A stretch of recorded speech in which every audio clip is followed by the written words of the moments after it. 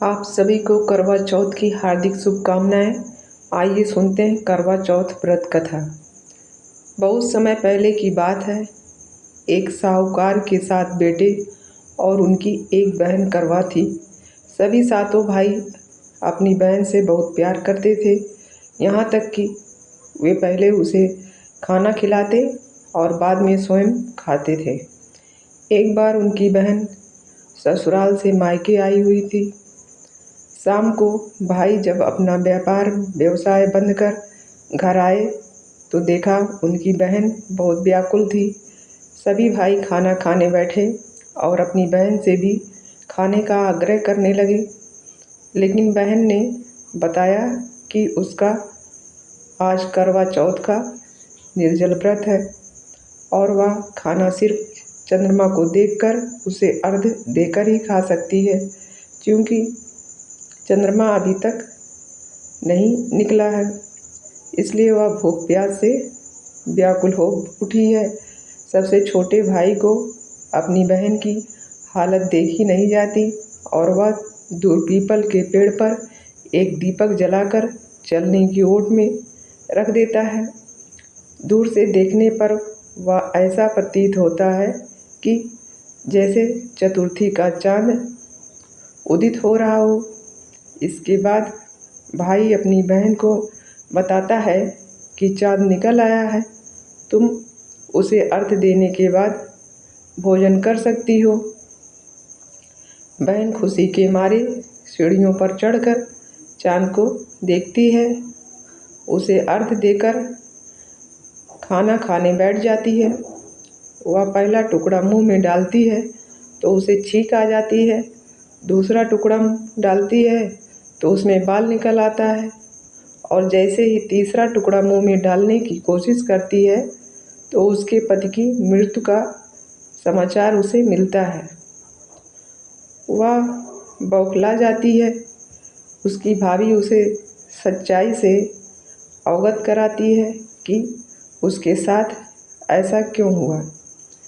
करवा चौथ का व्रत गलत तरीके से टूटने के कारण देवता उससे नाराज हो गए हैं और उन्होंने ऐसा किया है।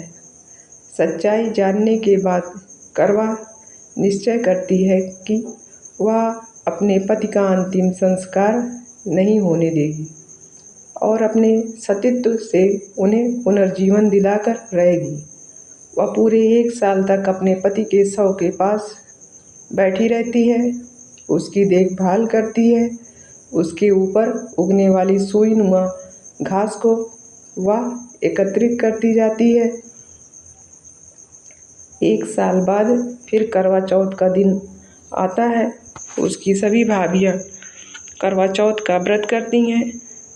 जब भाभियाँ उससे आशीर्वाद लेने आती हैं तो वह प्रत्येक भाभी से यम सुई ले लो, पी सुई दे दो, मुझे भी अपनी जैसी सुहागिन बना दो, ऐसा आग्रह करती है। लेकिन हर बार भाभी उसे अगली भाभी से आग्रह करने का कहकर चली जाती हैं। इस प्रकार जब छठे नंबर की भाभी आती है तो करवा उससे भी यही बात दोहराती है। यह भाभी उसे बताती है कि चूँकि सबसे छोटे भाई की वजह से उसका व्रत टूटा था, अतः उसकी पत्नी में ही शक्ति है कि वह तुम्हारे पति को दोबारा जीवित कर सकती है। इसलिए जब वह आए तो तुम उसे पकड़ लेना और जब तक वह तुम्हारे पति को जिंदा न कर दे उसे नहीं छोड़ना। ऐसा कहकर वह चली जाती है। सबसे अंत में छोटी भाभी आती है। करवा उनसे भी सुहागिन बनने का आग्रह करती है, लेकिन वह टाल मटोली करने लगती है।